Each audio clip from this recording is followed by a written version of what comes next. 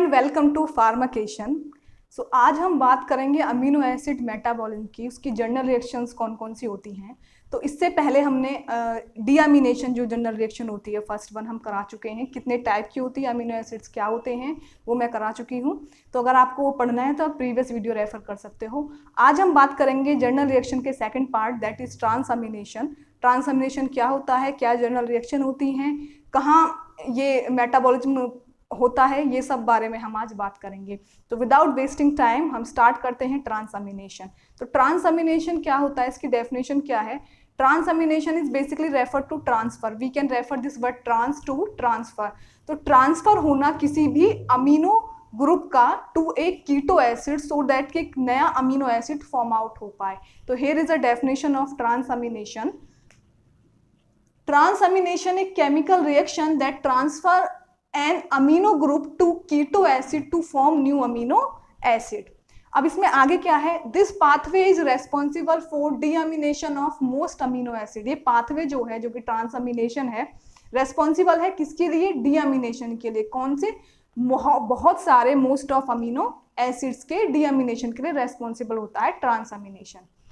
अब है transamination in biochemistry is accomplished by enzymes called transaminases और अमीनो ट्रांसफेरेजेस। अब ट्रांसअमीनेशन जो है बायोकेमिस्ट्री में अकम्प्लिश्ड होता है एंजाइम की हेल्प से, दैट इज ट्रांसअमीनेजेस, या दूसरा नाम है इसका अमीनो ट्रांसफेरेजेस।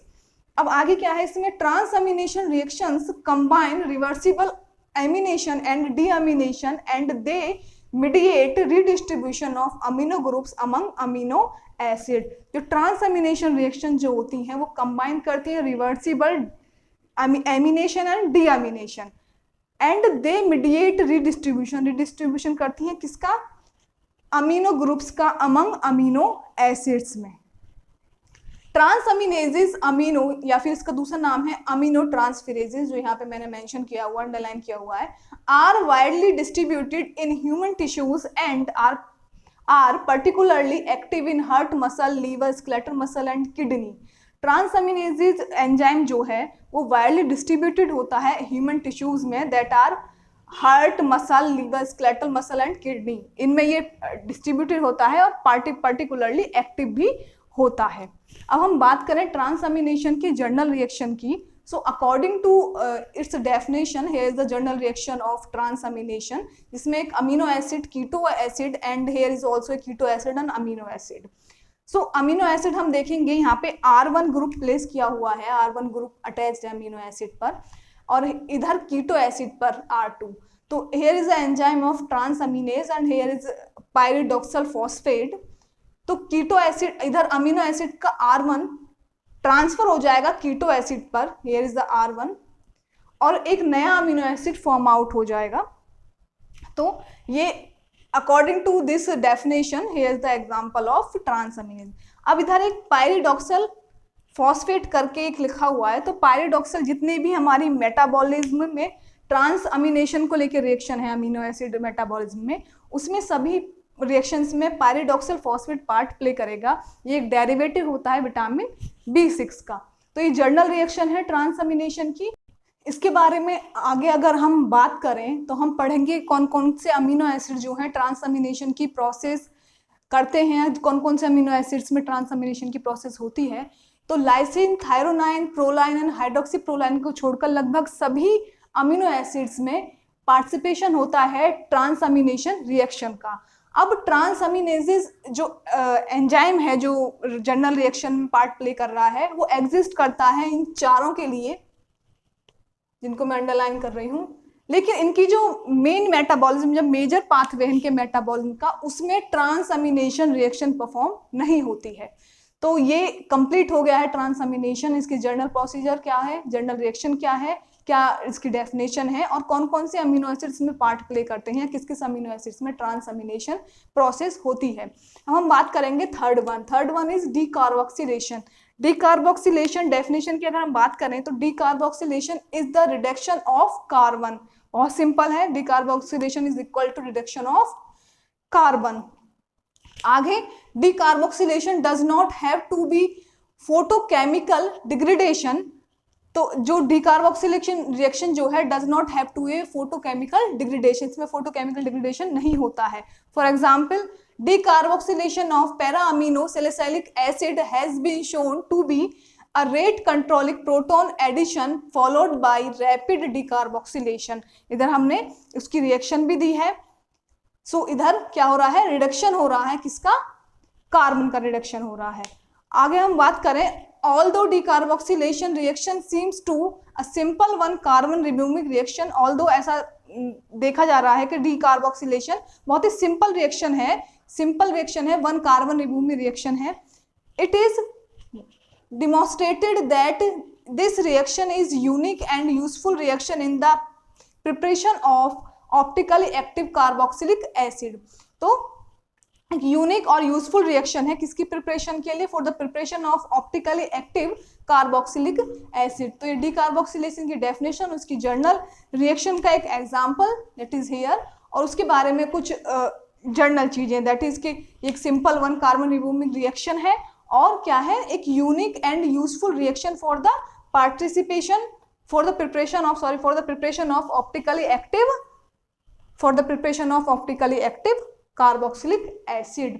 अब हम कुछ जर्नल टर्मिनोलॉजी या गो टू हैक्स हम बताएंगे कि इनको कैसे याद कर सकते हो, आप कैसे याद रख सकते हो। इन द केस अगर इनकी डेफिनेशन 2 मार्क्स में अगर आती है तो आप इनकी डेफिनेशन आप कैसे याद कर सकते हो।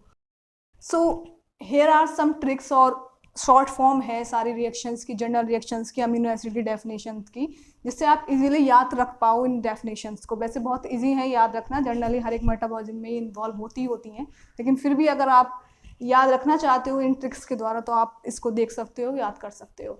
तो सबसे पहले अमीनो एसिड की definition, amine plus carboxyl functional group plus specific side chain, या फिर amino acid is equal to COOH जो कि है carboxyl group plus amino group. तो ये हम याद रख सकते हैं। अब इसकी जनरल रिएक्शन में फर्स्ट हमने पढ़ी थी डीअमीनेशन। तो डीअमीनेशन इज इक्वल टू, या deamination is all about N atom removed, N atom not N atom removed as free NH3। अब इसको भी 2 पार्ट में डिवाइड किया था, first one is oxidative, second one is non oxidative determination. Oxidative में भी 2 step थे। फर्स्ट में क्या हो रहा है, अमीनो एसिड डिहाइड्रोजिनेटेड हो रहा है, किससे, फ्लेवोप्रोटीन से, ऑफ एल अमीनो ऑक्सीडेज।